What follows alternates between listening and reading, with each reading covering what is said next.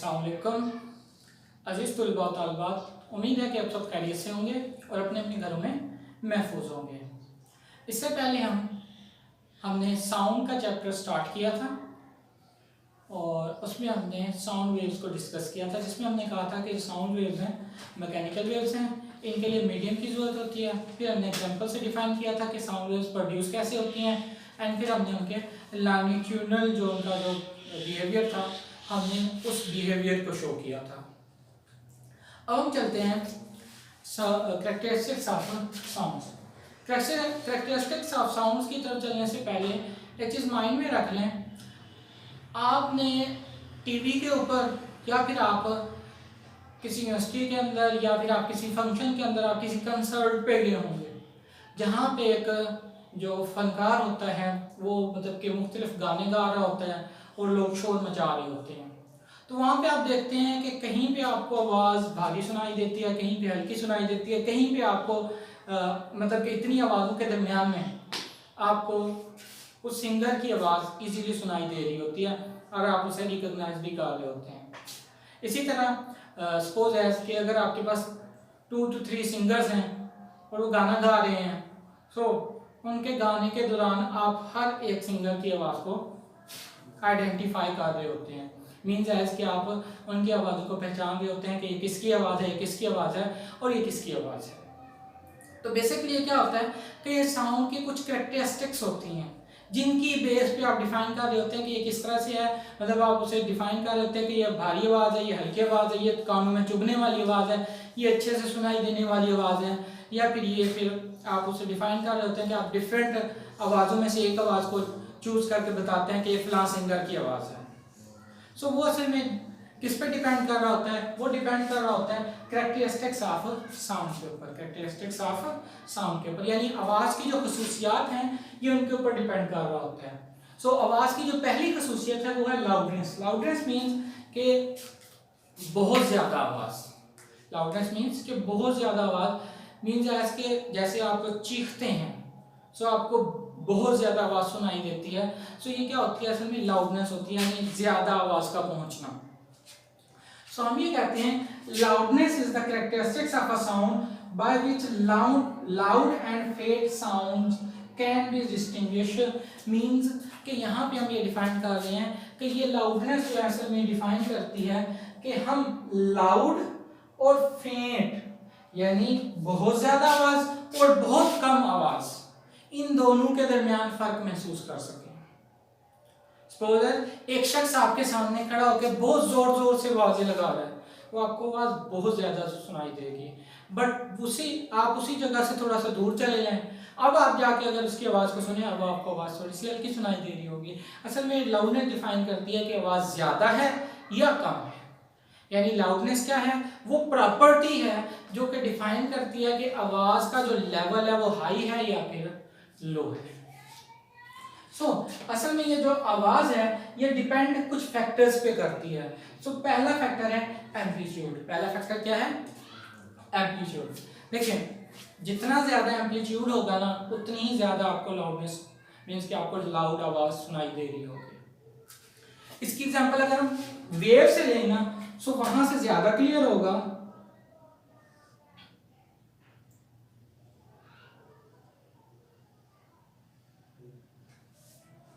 अब ये एक वेव है जिसके एम्पलीट्यूड क्या है?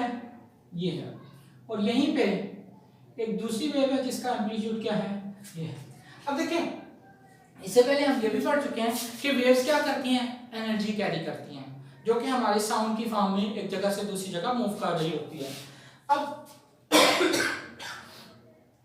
अब देखें जितनी ज्यादा मतलब कि यहाँ पे एम्पलीट्यूड है, जितना ज्यादा, यहाँ से आप यहाँ तक चेक करें, एक्सट्रीम को देखें यहाँ पे भी और इस एक्सट्रीम को भी देखें।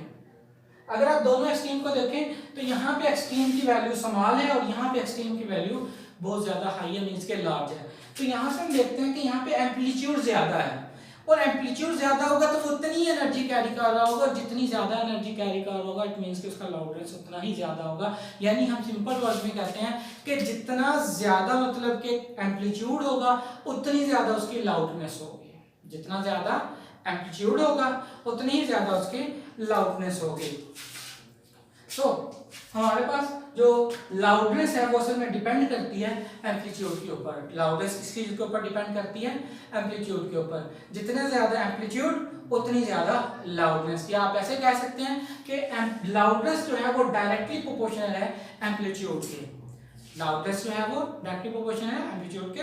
मींस है कि जितना ज्यादा एम्पलीट्यूड होगा उतनी ज्यादा लाउडनेस होगी, और जितना कम एम्पलीट्यूड होगा उतनी ही कम लाउडनेस हो रही होगी। एंड सेकंड वन है एरिया। सेकंड वन क्या है? एरिया। एम्पलीट्यूड पे डिपेंड कर रहा होता है। सो हम यहां से डिफाइन करते हैं, देखें, जितना ज्यादा एम्पलीट्यूड उतनी ही ज्यादा मतलब कि लाउडनेस होगी। लाइक एज कि अगर आप एक जगह ज्यादा चीखते हैं या चिल्लाते हैं तो वहां पे आपकी जो वेव का एम्पलीट्यूड है वो उतना ही ज्यादा हाई होता चला जाता है, और जितना ज्यादा हाई होता चला जाता है उतनी ज्यादा आपको लाउडनेस सुनाई देना शुरू कर जाती है।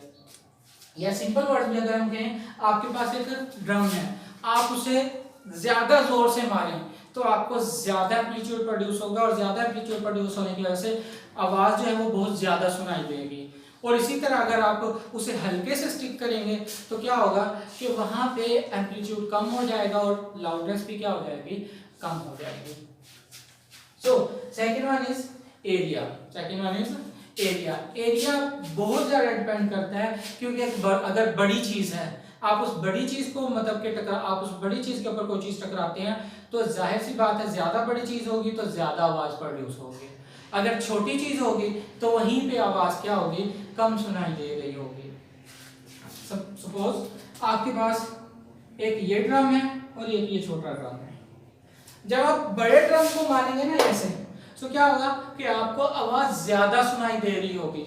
यहीं पे अगर आप छोटे ड्रम को मारेंगे तो क्या होगा कि आवाज बहुत कम सुनाई दे रही होगी। इसका मतलब क्या है कि एरिया जितना बढ़ाते चले जाएंगे उतनी ज्यादा लाउडनेस बढ़ती चली जाएगी। एरिया जितना कम करते चले जाएंगे उतनी ज्यादा लाउडनेस कम होती चली जाएगी। उसकी रीजन देखें, एरिया ज्यादा है, एरिया ज्यादा होगा तो बॉडी वाइब्रेट भी ज्यादा करेगी, और जितनी ज्यादा बॉडी वाइब्रेट करेगी उतना ज्यादा इसके अंदर साउंड प्रोड्यूस होगा। यहाँ पे एरिया कम है, उतना ही बॉडी कम वाइब्रेट करेगी, और जितना बॉडी कम वाइब्रेट करेगी उतना ही उसके अंदर जो है साउंड जो है या लाउडनेस जो है वो बहुत कम प्रोड्यूस हो रही होगी। मीन्स कि आपको जो आवाज़ आएगी वो बहुत कम आ रही होगी।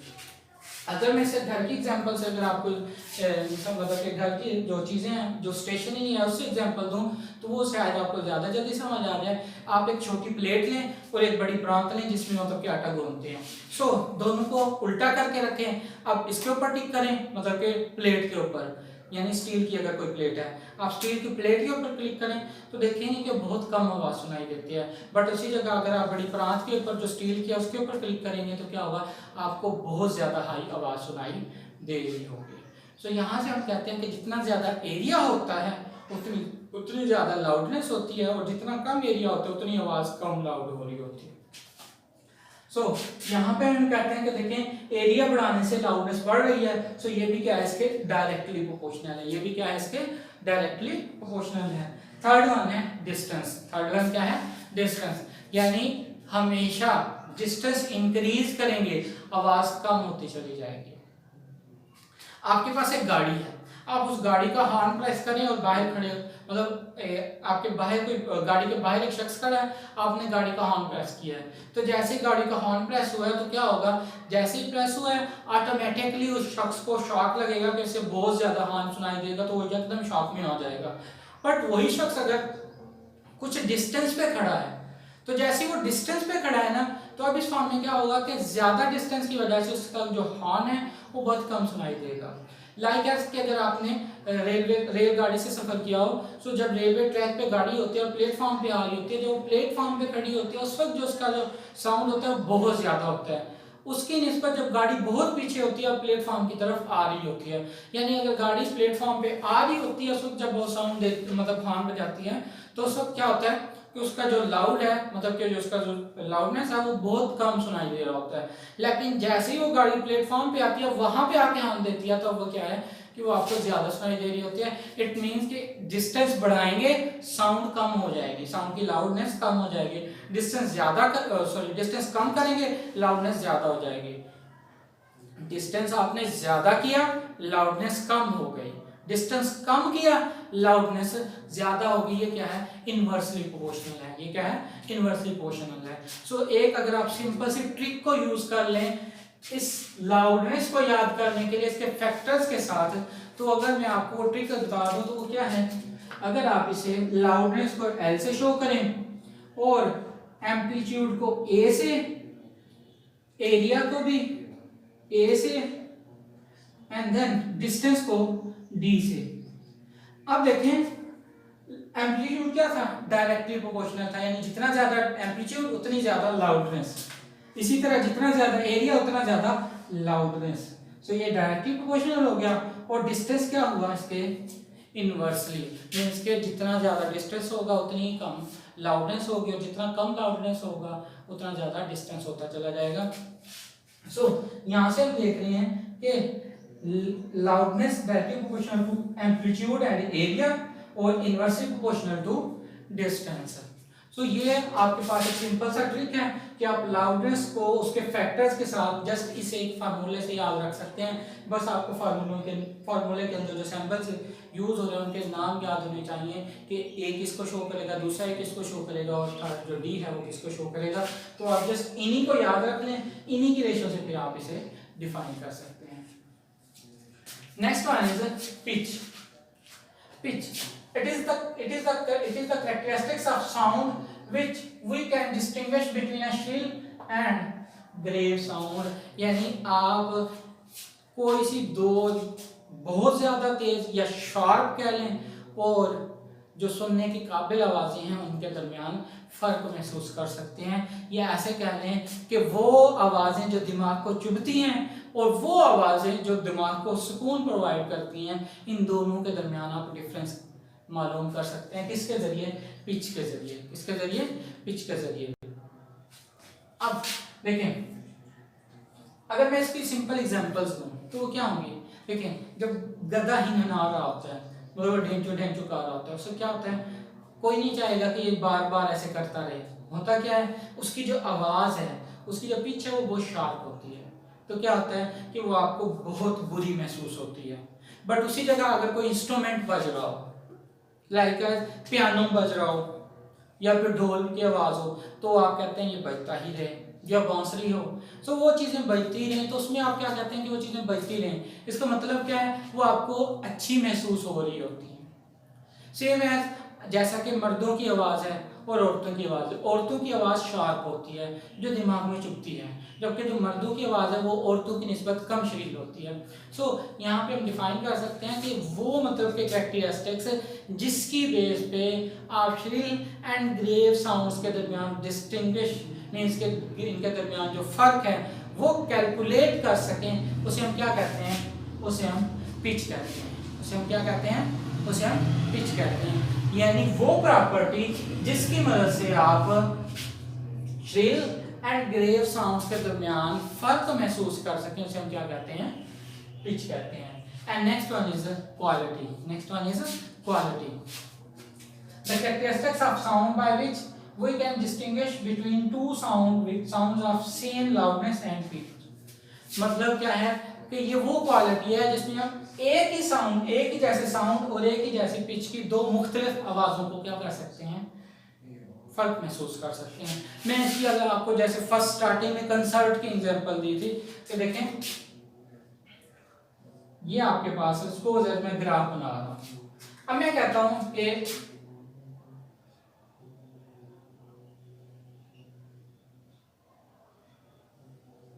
मतलब ये कि इनकी फ्रीक्वेंसी सेम है, इनका लेवल भी सेम है, इनका लेवल भी सेम है, पिच मतलब पिच और लाउडनेस दोनों ही एक जैसी हैं। बट एक आवाज है आतिफ असलम की और दूसरी है राहत फतेह अली खान की। जब आप दोनों की आवाजों को सुनेंगे ना, सो आपको दोनों की आवाजों का डिफरेंस मालूम हो जाएगा। सो आप डिफाइन कर सकते हैं कि ये वाली आवाज राहत की है और ये वाली आवाज इसी तरह आतिफ असलम की है। या सिंपल वर्ड में अगर आप ये कहें कि किसी जगह पे कोई से दो लोग या कोई से दो कारी जो हैं वो कुरान पढ़ रहे हैं और दोनों कारी की तो मतलब कि उनके जो लैंग्वेज है या ऐसा कह लें कि जो उनका जो पढ़ने का स्टाइल है वो डिफरेंट है।